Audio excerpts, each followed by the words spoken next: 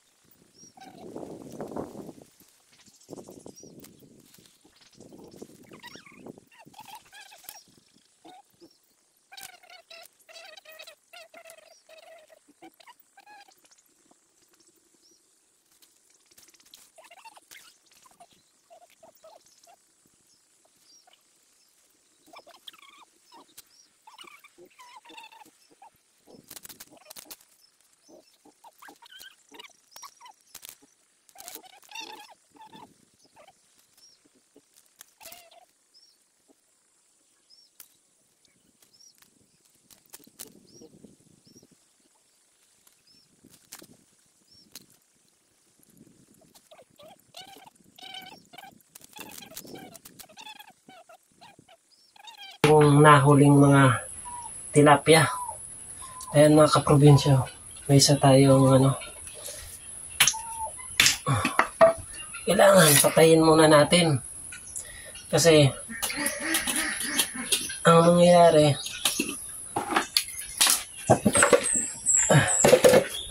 malikot siya kapag nililinisan.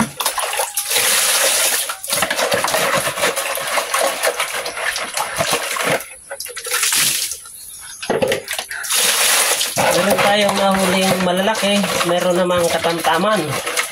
So yung mga malalaki, yan po yung mga inahin, yung mga magulang, no? Ito, lagyan natin ng hasang. Ayan mga kaprobinsya, oh. Oh. Malapad na, oh. Malapad na siya.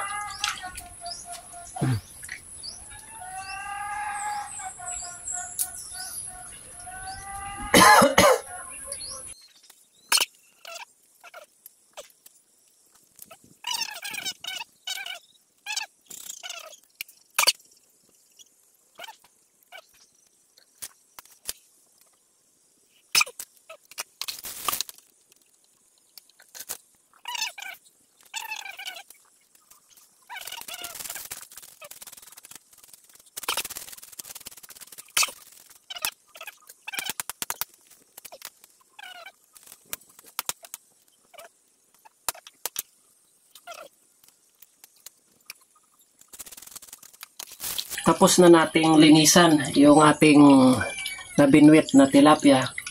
Dadalhin na natin dun sa kusina at yung papa ko na lang yung magpiprito.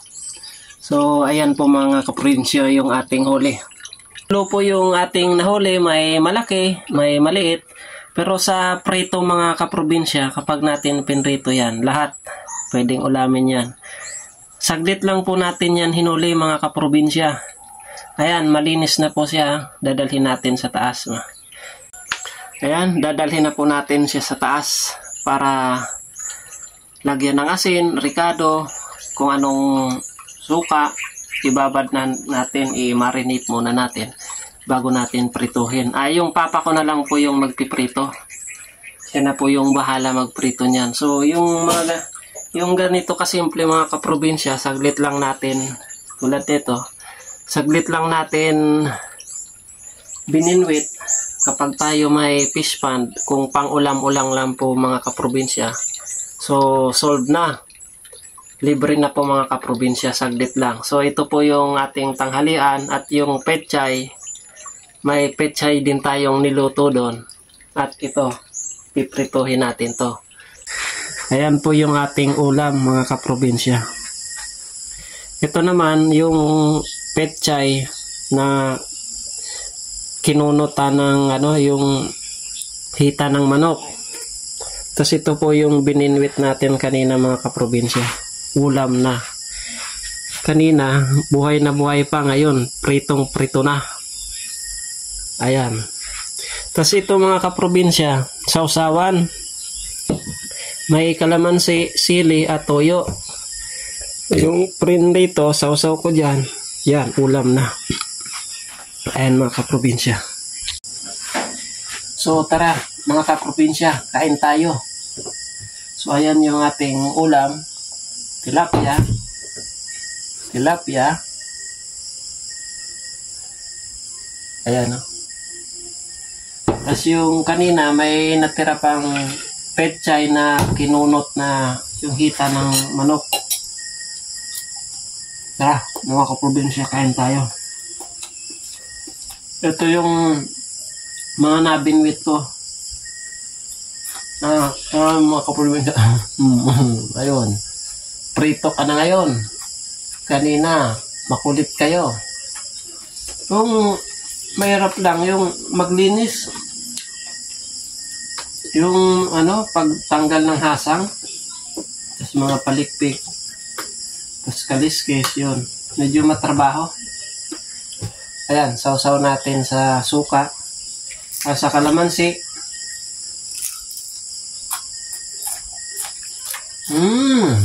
Crispy mga kaprobinsya.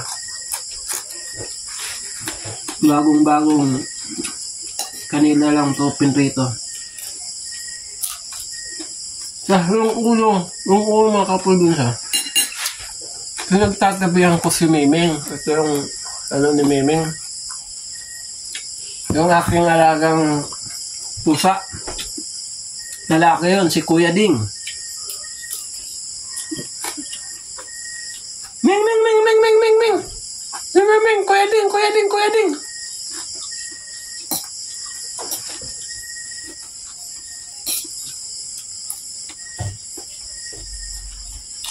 Yan. Sawa-sawa. May kanin.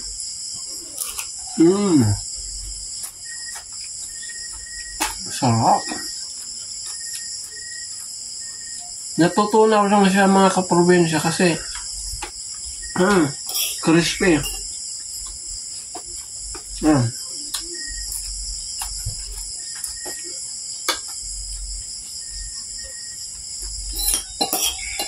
Ngayon, yung papa ko, nanonood ng TV, dalaw kami sa ngayon.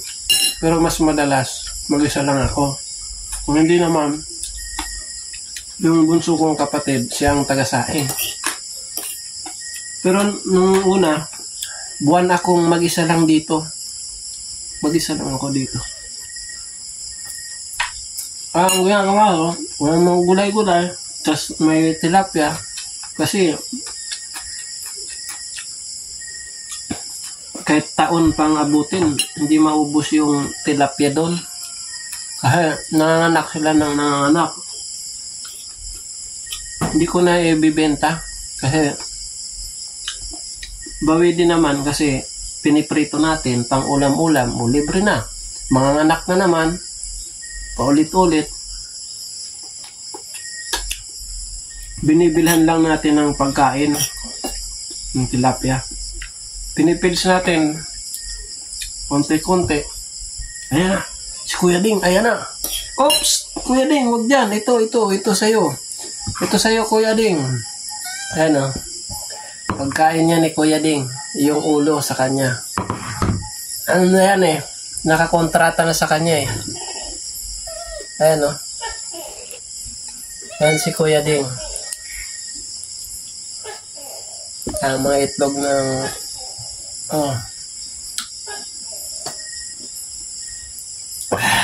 kain tayo.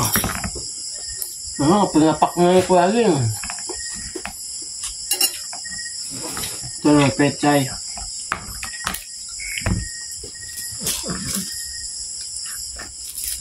Nagkukupra kasi kami ngayon mga kaprobinsya. Kaya may kasama ako dito.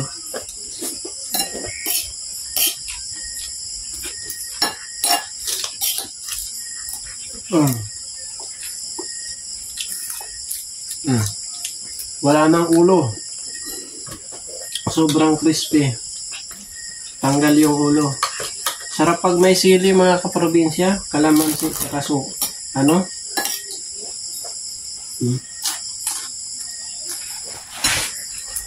kanin pa. Ayan. Ito mga kaprobinsya. Sa Maynila, ang ganito, baka sabihin mo, yung lalo medyo malaki, 25 pesos. Mahal, no? O, kita mo, kung sa Maynila ka, makaubos ka ng ilang piraso. Kulang pa to sa'yo pang ulam eh. Yung isang piraso. Bitin. Tas yung kanin, takal-takal lang. Dito, walang problema sa kanin.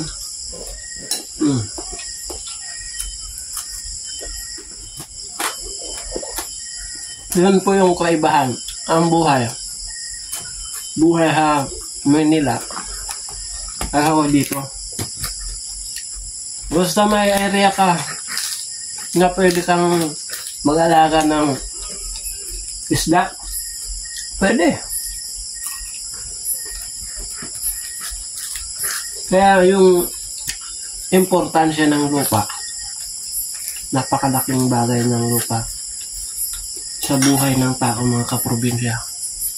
Una, pagtitirik ka ng lupa,